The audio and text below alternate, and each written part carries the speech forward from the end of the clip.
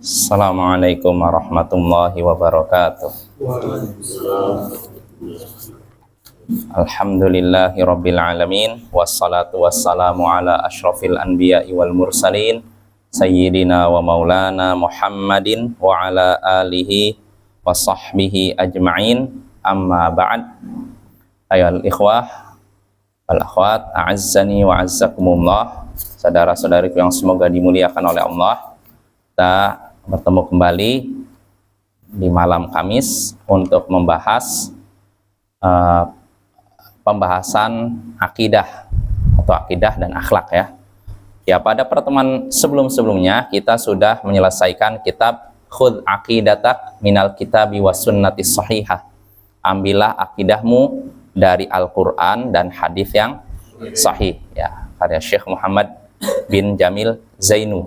Nah, sekarang kita membahas kitab baru ya, kitab ditulis oleh seorang ulama ya, bisa dibilang beliau sekarang ini kalau tidak salah lagi ngambil program doktor, mungkin sudah selesai. Dan beliau adalah penulis ini seorang murid ulama besar di Arab Saudi yang sekarang, ulama senior, yaitu Syekh bin Fauzan Al-Fauzan. Jadi ini muridnya ulama senior yang ada di Arab Saudi yang sampai sekarang sudah tua dan masih hidup, dan semoga Allah berikan umur ya kepada beliau, umur yang diberkahi ya. Makin lama hidup beliau makin diberkahi oleh Allah, ilmunya bermanfaat bagi umat. Dan ini disusun oleh muridnya ya, bukan beliaunya, muridnya. Namanya Muhammad bin Marzuq bin Muhammad Ad-Da'jani, seorang ulama atau penuntut ilmu, atau bisa bilang ulama yang berasal dari Arab Saudi ya, dia orang Saudi, keluarga negaraan Arab Saudi. Nah, itu buku yang akan kita bahas, dan judul buku yang akan kita bahas sekarang namanya Al-Arba'una Haditsan fi Fadli La Ilaha Illallah. 40 hadis tentang keutamaan La Ilaha Illallah. 40 hadis. Artinya yang kita bahas hadis juga ada hubungan dengan hadis, tapi hadisnya lebih banyak membahas tentang masalah tauhid, la ilaha illallah. Karena la ilaha illallah adalah apa? Tauhid, ya kan? Dan itulah fondasi keislaman seseorang. Tanpa tauhid, tanpa la ilaha illallah, keislaman seorang tidak akan utuh. Bukan tidak akan sempurna, tidak akan utuh, lenyap.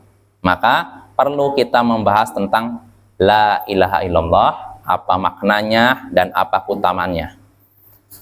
Nah, ini sekilas tentang judul buku yang akan kita bahas, 40 hadis tentang keutamaan la ilaha illallah, yang ditulis oleh seorang ulama di Arab Saudi namanya Syekh Muhammad bin Marzuq bin Muhammad Ad-Da'jani, dan diberikan pengantar oleh seorang ulama senior di Arab Saudi namanya Syekh Saleh bin Abdillah Al-Fauzan ya. Ya, mungkin itu Bapak-bapak, kita sedikit menyinggung tentang buku ini, judulnya dan penulisnya. Adapun muqaddimah, pendahuluan yang ada di buku ini mungkin tidak kita baca ya, tidak kita baca. Ya, bukan berarti tidak penting. Cuma dalam rangka mempersingkat waktu kita membahas kitab ini. Ya, sebenarnya penting, tapi ini mungkin lebih pasnya kalau kita mau mendalami misalkan ilmu hadis atau ilmu terkait dengan hadis. Karena di dalam muqaddimah pendahuluan di buku ini, Syekh menyebutkan apa sebabnya beliau menyusun 40 hadis tentang la ilaha illallah. Intinya, beliau menyusun 40 hadis tentang keutamaan la ilaha illallah dalam rangka meniru para ulama salaf, para ulama terdahulu. Karena para ulama terdahulu juga menyusun 40 hadis. Seperti yang kita ketahui Imam An-Nawawi, Arba'in An-Nawawiyah kan? Dan masih ada lagi Imam Al-Mundhiri, Imam Abu Bakar Al-Ajurri, Imam Ibnu Asakir, dan Imam Ad-Daruqutni dan selain mereka. Ya, artinya beliau menyusun 40 hadis ini dalam rangka meniru mereka. Ya, bukan dalam rangka mengamalkan hadis yang menyebutkan siapa yang menghafal 40 hadis maka akan datang di hari kiamat digolongkan dalam golongan para ulama. Bukan dalam rangka mengamalkan hadis ini, karena hadis ini lemah. Jadi penulis menyusun 40 hadis bukan dalam rangka mengamalkan hadis tadi. Siapa di antara umatku yang menghafal 40 hadis, maka akan datang di hari kiamat, ia digolongkan sebagai ulama. Jadi di hari kiamat ya masuk golongan para ulama. Ini ada hadisnya, tapi hadisnya lemah. Maka penulis menulis hadis ini, menyusun 40 hadis bukan dalam rangka mengamalkan hadis ini, tapi dalam rangka mengikuti jejak para ulama terdahulu yang menyusun 40 hadis. Kenapa 40 hadis? Allahu a'lam. Mungkin kalau 40 hadis Bapak tidak terlalu pendek dan tidak terlalu yang kita belajar tuh selesai saja. Nanti ganti lagi selesai lagi. Makanya mudah-mudahan Allah berikan kita kesempatan untuk mempelajari 40 hadis, 40 hadis, 40 hadis. Misalkan sekarang 40 hadis tentang keutamaan la ilaha illallah. Nanti berikutnya 40 hadis tentang usul fikih misalkan, atau 40 hadis tentang qawaidul fikih, 40 hadis tentang ini. Dan kitabnya banyak Bapak ya. Dan kalau kita belajarnya 40 hadis tidak terasa, tahu-tahu udah banyak selesai saja. Tapi kalau kita belajarnya kitab Sahih Bukhari yang segini, mungkin rasanya kok lama selesai ya? Kok lama sekali ya, karena banyak ribuan hadisnya. Jadi rasanya kok lama sekali kita menyelesaikan kitab Sahih Bukhari. Tapi kalau kita belajar 40 hadis, atau habis. Ternyata kita sudah menyelesaikan kitab 40 hadis sebanyak misalkan 10. 10 kali 40 berapa? 400 hadis. Tidak terasa kan? Tapi kalau kita belajar tebal, rasanya masih lama sekali selesainya, Bapak ya. Walaupun tentu saja yang afdol memang kitab Sahih Bukhari ya. Al-hadis. Kenapa Sahih Bukhari? Karena itu kitab hadis yang paling sahih. Ya, kalau kitab hadis lainnya ada yang sahih, ada yang lemah, ada yang palsu. Tapi kalau Sahih Bukhari itu adalah kitab yang paling sahih. Nah, itu alasan penulis menyusun 40 hadis dalam rangka meniru meneladani para ulama terdahulu ya. Jadi itu Bapak ya. Jadi mungkin kita tidak baca tentang ininya. Adapun kenapa yang disebutkan tentang keutamaan la ilaha illallah, maka jelas, tujuannya jelas. Karena la ilaha illallah adalah tauhid, dan tauhid adalah tujuan Allah menciptakan kita semua untuk mengibadahi Allah, untuk mengesahkan Allah. Maka penting pembahasan tentang tauhid, tentang la ilaha illallah. Karena itu penulis nyusunnya 40 hadis tentang la ilaha illallah, bukan tentang sholat, bukan tentang zakat dan semacamnya. Ya mungkin itu tentang muqaddimah sengaja kita lewati. Nah, kita langsung masuk saja ke isi hadis, isi kitab ini Bapak ya. Ya, ini penulis namanya Muhammad bin Marzuq bin Muhammad Ad-Da'jani ya. Berkata penulis Syekh Muhammad bin Marzuq bin Muhammad Ad-Da'jani hafizahullah, babu alla ilaha illallah awwalul wajibat. Bab bahwasanya la ilaha illallah adalah kewajiban yang pertama. Ini la ilaha illallah adalah kewajiban yang pertama, Bapak ya. Jadi ini yang perlu kita ketahui. Maka kalau kita ingin mengajarkan seorang kafir, jangan yang diajarkan pertama kali sholat. Jangan yang diajarkan pertama kali puasa Ramadan. Bukan. Yang diajarkan pertama kali apa? La ilaha illallah. Tauhid. Karena kalau orang kafir rajin sholat, rajin puasa, rajin sedekah, tapi tidak mengucapkan la ilaha illallah, apa jadinya? Sia-sia ya, sholatnya, ibadahnya sia-sia. Tidak akan dianggap oleh Allah. Karena itu penting kita membahas tentang masalah ini. Jadi kata penulis, bab bahwasanya la ilaha illallah, tidak ada yang berhak disembah kecuali Allah, adalah kewajiban yang pertama. Kata penulis, hafizahullah, al-hadithul awal, hadis yang pertama. An Abdullah bin Abbasin radhiyallahu anhuma. Dari Abdullah bin Abbas, semoga Allah meridhai keduanya. Anna Rasulullah sallallahu alaihi wasallam lamma ba'atha Mu'adzan ilal Yaman qala lah. Bahwasanya Rasulullah sallallahu alaihi wasallam tatkala mengutus Mu'adz ke Yaman, beliau berkata kepadanya, innaka ta'ti qauman min ahlil kitab. Sesungguhnya engkau, wahai Mu'adz, akan mendatangi kaum ahli kitab. Falyakun awwala ma tad'uuhum ilaih syahadatu alla ilaha illallah. Maka hendaknya yang pertama kali engkau serukan, yang pertama kali engkau ajak mereka untuk melakukannya, yaitu syahadat la ilaha illallah. Sesungguhnya engkau akan mendatangi kaum ahli kitab, maka hendaknya yang pertama kali engkau serukan kepada mereka, yaitu kesaksian bahwa tidak ada yang berhak disembah kecuali Allah. Wa fi riwayat, dalam satu riwayat disebutkan Nabi mengatakan ila an yuwahhidullah. Hendaknya yang pertama kali engkau ajak yaitu agar mereka mengesahkan Allah, ya. Fa inhum ata'u kalidzalik fa'alimhum anna Allah aftarada 'alaihim khamsa salawatin fi kulli yaumin wa lailah. Dan kalau mereka menaatimu untuk itu, mau mempersaksikan, mau mengakui keesaan Allah, mau syahadat la ilaha illallah, maka beritahukanlah kepada mereka bahwa Allah telah mewajibkan kepada mereka sholat 5 waktu, ya, pada malam dan siang, ya. Artinya 5 sholat siang malam, ya.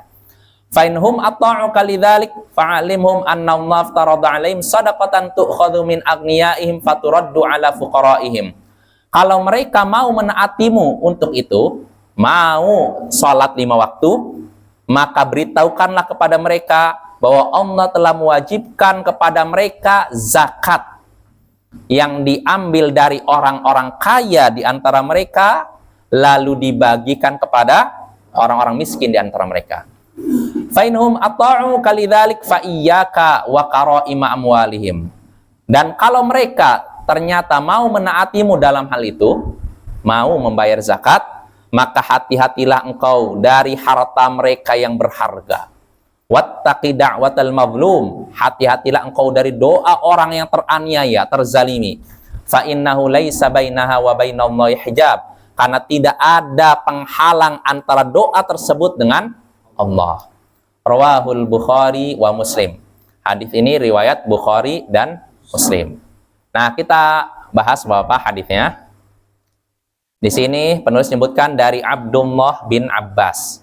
Abdullah bin Abbas adalah sahabat Nabi plus sepupunya Nabi.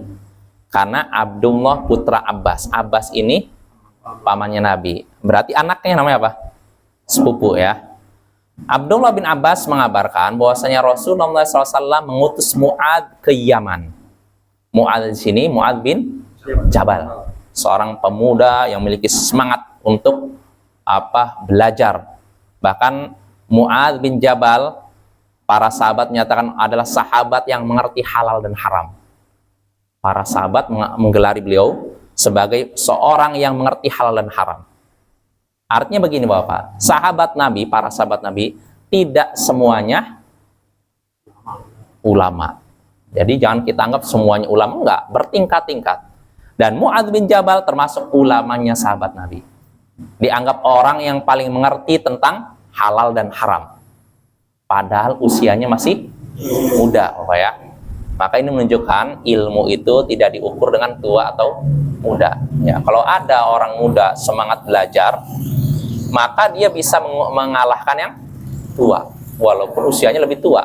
Ya, ini bisa jadi seperti itu, Bapak. Walaupun ada juga, ya umumnya kalau orang dari awalnya belajar sampai tua ini baru belakangan, ya biasanya ilmunya di bawah. Tapi kalau misalkan yang tua ini kurang sungguh-sungguh, yang muda sungguh-sungguh, maka ini akan menyalip, Bapak, ya.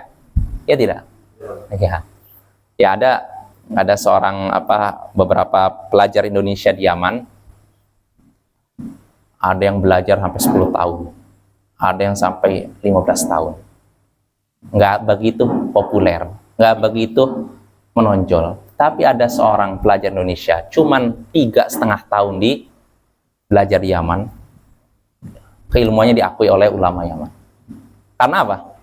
Kesungguhannya. Jadi yang 10 tahun kalah dengan 3,5 tahun, bayangkan.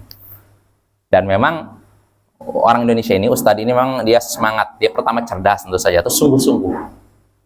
Jadi beliau ini yang saya dengar dari muridnya, menghafalkan Al-Quran hanya di bulan Ramadan.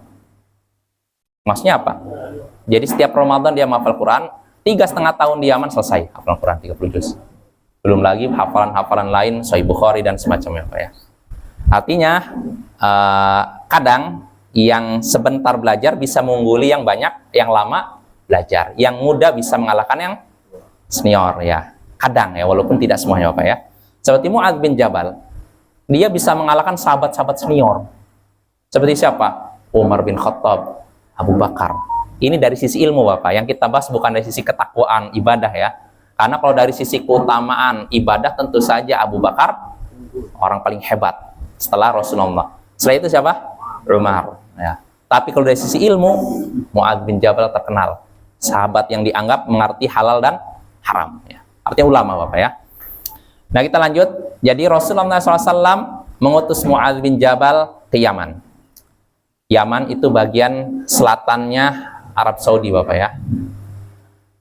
Rasulullah SAW mengutus Mu'adz bin Jabal ke Yaman, lalu beliau berkata, memberikan pesan kepada Mu'adz, sesungguhnya engkau akan mendatangi kaum ahli kitab. Engkau, wahai Mu'adz, akan mendatangi kaum ahli kitab. Maksud kaum ahli kitab di sini apa itu? Yahudi. Ya, memang Yahudi dan Nasrani, tapi maksudnya di sini Yahudi. Karena di Yaman, Bapak, dari sejak zaman Nabi sampai sekarang ada orang Yahudi. Ya, walaupun orang Yahudi di Yaman sekarang katanya, oh kami tidak mendukung Israel katanya. Ya, itu bisa jadi lisannya aja, Bapak. Di belakangnya karena satu ini saja di fanatisme bangsa, ras, akhirnya bisa jadi dukung.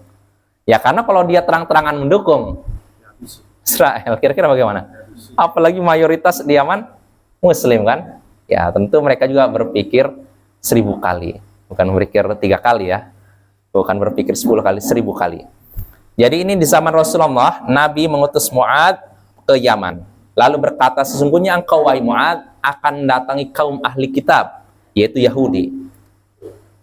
Maka hendaknya, engkau akan mendatangi kaum ahli kitab, Yahudi. Maka hendaknya, yang pertama kali engkau serukan kepada mereka, artinya hendaknya ajakanmu yang pertama kali kepada mereka, yaitu syahadat la ilaha illallah.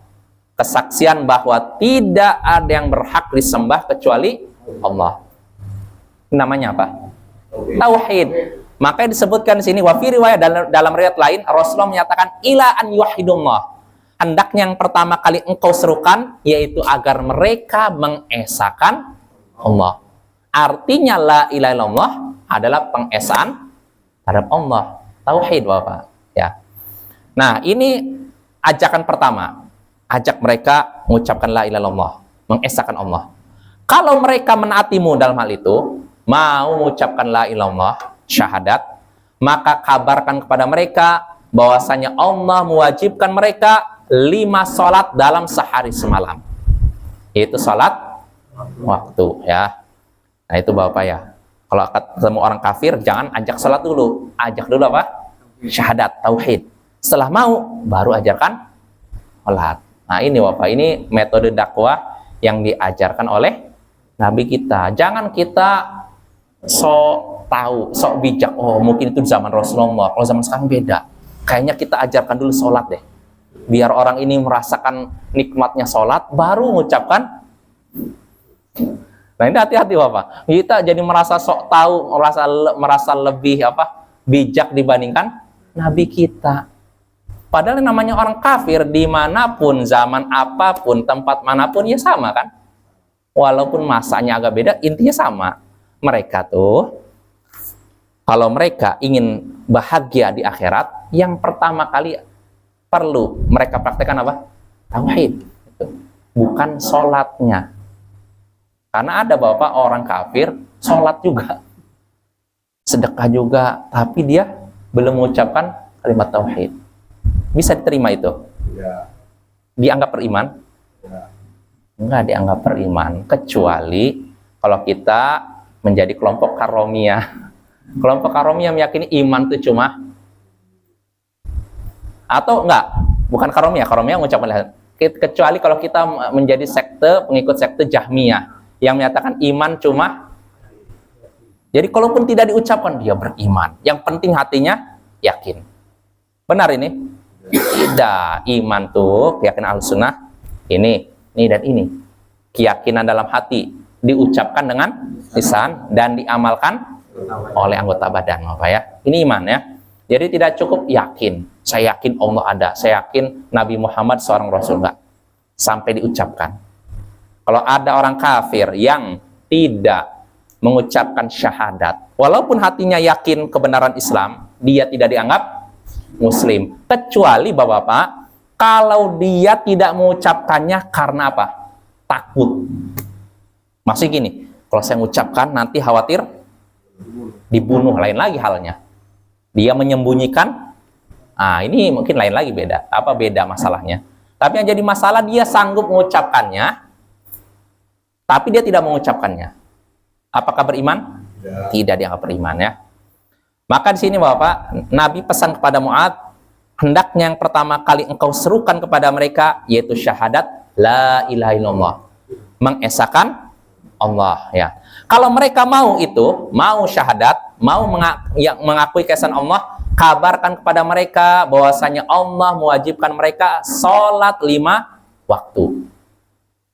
Lalu kalau mereka mau juga menaatimu, mau juga sholat 5 waktu, kabarkan kepada mereka bahwa Allah mewajibkan kepada mereka zakat yang diambil dari orang-orang kaya di antara mereka, lalu dibagikan kepada orang miskin.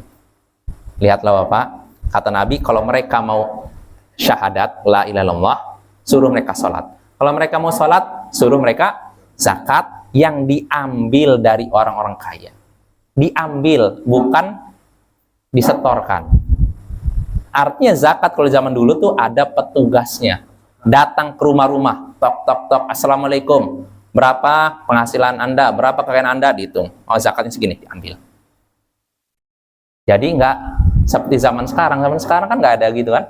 Jadi orang mau bayar zakat atau nggak kelihatan kan. Apa? Iya. Nah itulah. Kalau dulu nggak ada petugasnya, mau tidak mau orang nggak bisa menghindar. Misalkan dia punya sapi banyak, wah kan udah kelihatan kan dihitung. Oh ini berarti zakat yang dikeluarkan 1 ekor. Tidak bisa disembunyikan ya. Makanya di zaman dahulu Bapak hidupnya makmur. Di zaman terutama Khulafaur Rasyidin, setelah Rasulullah meninggal, Abu Bakar, Umar, Utsman, kaum muslimin makmur dengan zakat. Maka Bapak, saya pernah baca kalau nggak salah, ada seorang peneliti di Indonesia mengatakan seandainya masyarakat Indonesia yang kayanya mengeluarkan zakat, niscaya Indonesia nggak ada orang miskin. Kalau orang kayanya mau mengeluarkan zakat semua nih, nggak ada lagi orang miskin. Ada penelitian seperti itu. Artinya Bapak, sekarang nih banyak orang sengsara karena orang kayanya pelit, nggak mau mengeluarkan zakat, sehingga akhirnya banyak orang terlantar, terlunta-lunta. Ini akibat pelit mengeluarkan zakat. Nah, mudah-mudahan kita bukan termasuk orang pelit ya, bayar zakat. Zakat itu Bapak nggak banyak. Dalam Islam cuma 2,5%. Anggap kita punya uang 100 juta. Berarti 2,5%-nya berapa? 2.500.000. Kita 100 juta kurangi 2.500.000. Berapa tuh? 97 juta 250 kan? 97 juta 750 kan? Itu aja. Setahun sekali bayangkan. Tapi yang kayak gitu kecilnya ada sebagian orang nggak mau dikeluarkan. Berarti kan pelit sekali kan? Kalau sama zakat pelitnya luar biasa. Tapi kalau sama pajak, wah, rajin. Nah, ini harus diluruskan ya. Apa cara? Khusus untuk orang Islam aja. Yang mana? Zakat itu. Oh iya, untuk Islam aja. Kalau orang kafir itu udah ada jizyah namanya, upeti. Udah ditentukan ini batasannya segini. Jadi orang Islam itu hanya bayar zakat. Kalau orang kafir istilahnya tadi pajak Bapak ya. Maka pajak asalnya diberlakukan untuk jangan dibalik kok. Orang kafir bayar zakat, orang muslimnya bayar. Nah, ini harus diluruskan nih. Nah, itu. Jadi kita kembali lagi, Nabi memberikan pesan kepada Mu'adz, kalau kamu datangi ahli kitab, ajak mereka syahadat, ya, la ilaha illallah, esakan Allah. Kalau mau, ajarkan kepada mereka, beritahukan mereka, mereka wajib salat. Kalau mereka mau salat, beritahukan kepada mereka, Allah wajibkan zakat. Yang diambil dari orang kaya, diberikan kepada orang miskin. Dan kalau mereka mau juga bayar zakat, maka kata Nabi, hati-hatilah engkau dari harta mereka yang berharga. Maksudnya apa? Iya, kan orang misalkan zakat sapi. Kan ini sapi, misalkan udah saatnya dikeluarkan 1 ekor sapi untuk zakat. Maka yang dipilih jangan yang paling bagus, kesayangan pemiliknya. Oh, ini bagus nih, diambil. Jangan ya. Dan jangan yang paling buruk juga. Tapi ambillah yang pertengahan. Nabi mengingatkan, jangan, hati-hatilah engkau dari harta mereka yang berharga. Kalau diambil, itu akan apa? Menyakiti perasaan si pemiliknya kan? Nah, kalau sudah begitu, namanya apa? Zalim. Makanya Nabi ingatkan, hati-hatilah dari harta mereka yang berharga, dan hati-hatilah engkau dari doa orang yang terzalimi. Doa yang teraniaya. Kenapa? Karena tidak ada penghalang antara doa tersebut dengan Allah.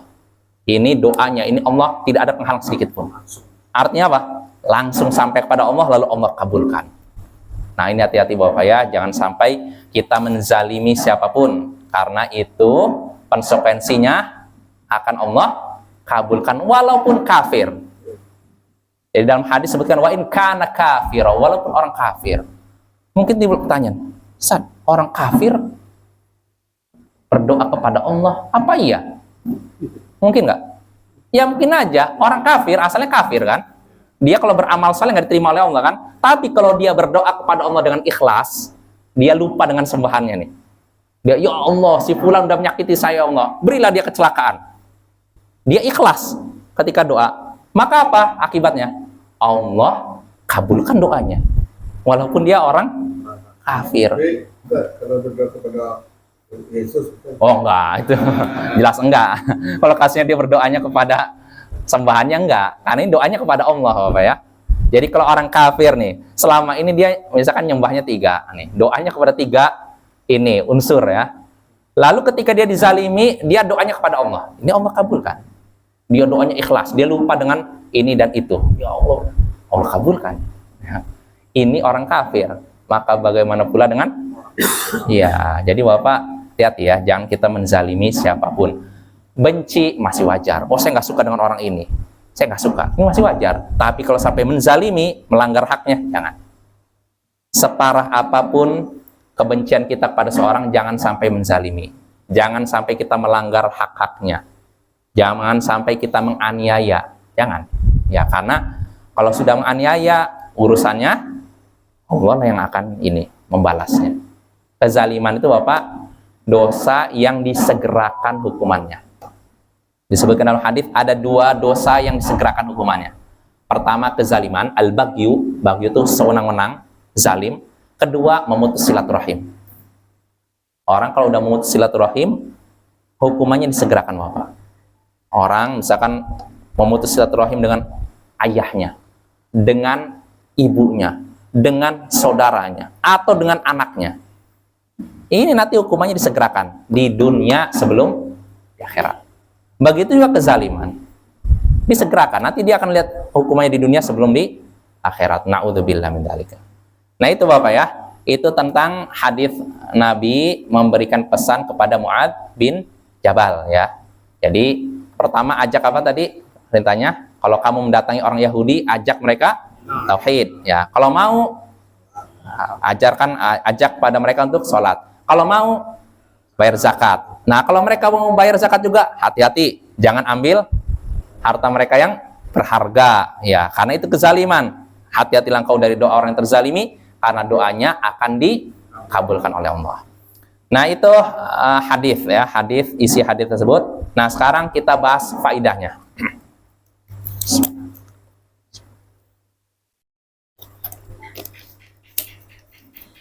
Kata Syekh sini, dalal haditsu ala fawaidah. Hadis ini menunjukkan beberapa faidah. Artinya ada beberapa faidah yang bisa kita petik dari hadis tadi.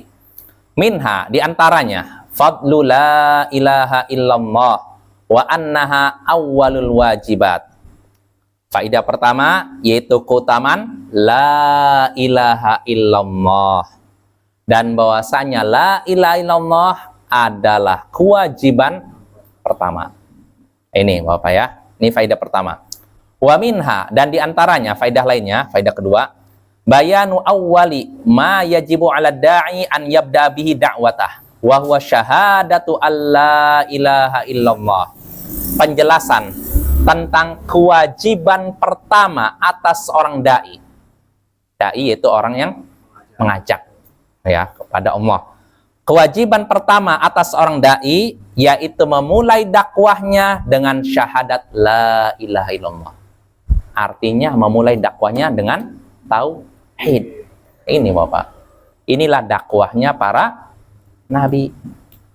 Nabi SAW, Allah berfirman dalam surat An-Nahl 36, walaqad ba'atsna fi kulli ummatin rasula an i'budullaha wajtanibut taghut. Sungguh kami telah mengutus kepada setiap umat seorang rasul untuk menyerukan beribadahlah kepada Allah dan jauhilah taghut. Jauhilah sembahan-sembahan selain Allah. Lihatlah, setiap rasul yang diutus oleh Allah kepada setiap umat, semuanya menyerukan beribadahlah kepada Allah, jauhilah.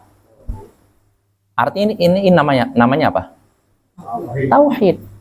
Ya, kalau para nabi saja memulai dakwahnya dengan tauhid, maka kita kalau memang mengaku pengikut nabi, berarti memulai dakwahnya dengan tauhid. Ya, loh Ustaz, berarti nggak penting akhlak tuh? Penting, akhlak penting. Terus masalah ini ibadah gimana? Penting juga. Sholat penting. Sebagaimana kalau tentang hukum Islam penting, tapi yang paling penting tauhid.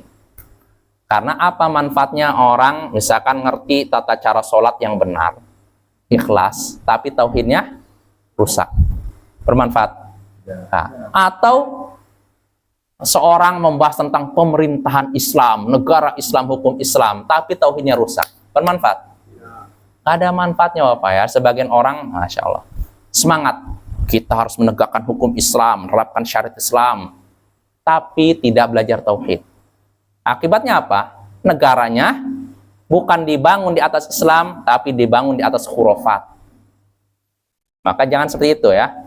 Menerapkan syariat Islam bagus, menerapkan hukum Islam bagus, tapi tegakkan dulu tauhid.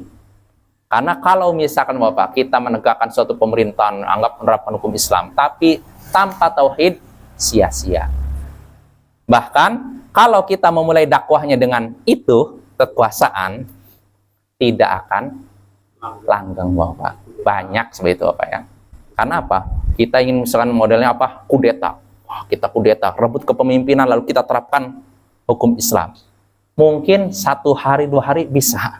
Seminggu bisa, sebulan bisa. Berikutnya lagi digoyang oleh rakyat, akhirnya jatuh juga.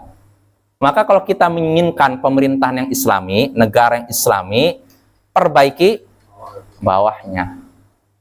Rakyatnya diajarkan tauhid yang benar, ibadah yang benar, ajarkan sunnah Rasul. Nanti kalau rakyatnya islami, dengan sendirinya muncul pemimpin yang islami. Jadi kalau kita mengharapkan pemimpin yang soleh, Bapak ya, yang alim, yang adil, bijak, tapi rakyatnya suka korupsi, rakyatnya suka mencuri, rakyatnya suka judi, apa bisa? Bisa dalam mimpi. Dalam kenyataan nggak mungkin ya. Maka gini ya, jadi kita dakwah pertama kali bukan kekuasaan. Dakwahnya para nabi bukan kekuasaan. Seandainya dakwah para nabi kekuasaan, Nabi Muhammad ketika ditawarkan oleh kafir Quraisy, Muhammad, kamu daripada ribut gini, udah kami tawarkan ke wanita. Mau, kami akan carikan wanita paling cantik. Kalau kamu ingin kekuasaan, kami akan jadikan engkau sebagai raja Mekah. Tapi yang penting kamu tinggalkan dakwah tauhid. Apa tanggapan Nabi? Terima. Apakah Nabi mikir, nggak apa-apa nih, saya berkuasa dulu, nanti saya terapkan aturan Islam, gitu? Enggak, Nabi tolak mentah-mentah. Ini artinya apa Bapak?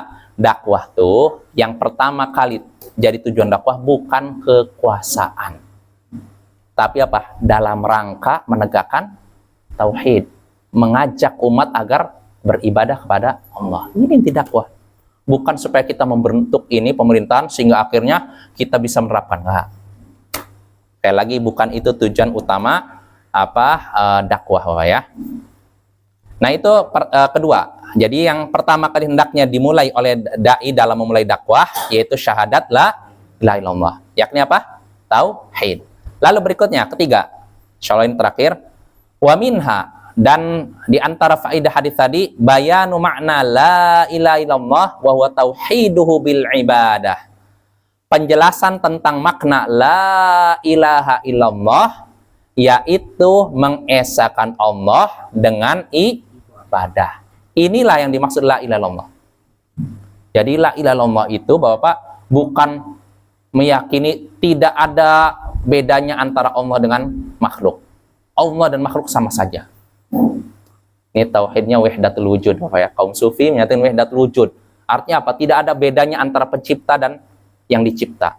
Tidak ada bedanya antara khalik dan makhluk. Semuanya sama. Artinya apa? Semuanya sama, artinya semuanya menyatu. Apapun yang engkau lihat di bumi ini pada hakikatnya itu Allah. Engkau melihat rumput, maka itulah Allah. Engkau melihat manusia, itulah Allah. Engkau melihat rumah, itulah Allah. Ini tauhid wahdatul wujud, dan ini bukan tauhid. Ini justru kemusyrikan, Bapak ya. Tauhid yaitu mengesahkan Allah dalam hal rububiyah. Kita meyakini bahwa Allah lah pencipta, penguasa dan pengatur alam semesta satu-satunya. Lalu kita meyakini hanya Allah yang berhak disembah. Lalu ketiga, kita meyakini hanya Allah yang memiliki nama dan sifat yang mulia. Nah, ini namanya tauhid, bukan meyakini Allah dan makhluk sama bersatu. Ini namanya bukan tauhid, tapi apa? Syirik. Ya, dengan ini selesai, Bapak. Insya Allah pada pertemuan berikutnya kita lanjut faidah keempat dari hadis pertama ini. Ya, mungkin itu saja. Kurang lebihnya mohon maaf. Subhanakallahumma bihamdik asyhadu an la ilaha illa anta astaghfiruka wa atubu ilaik. Assalamualaikum warahmatullahi wabarakatuh. Waalaikumsalam.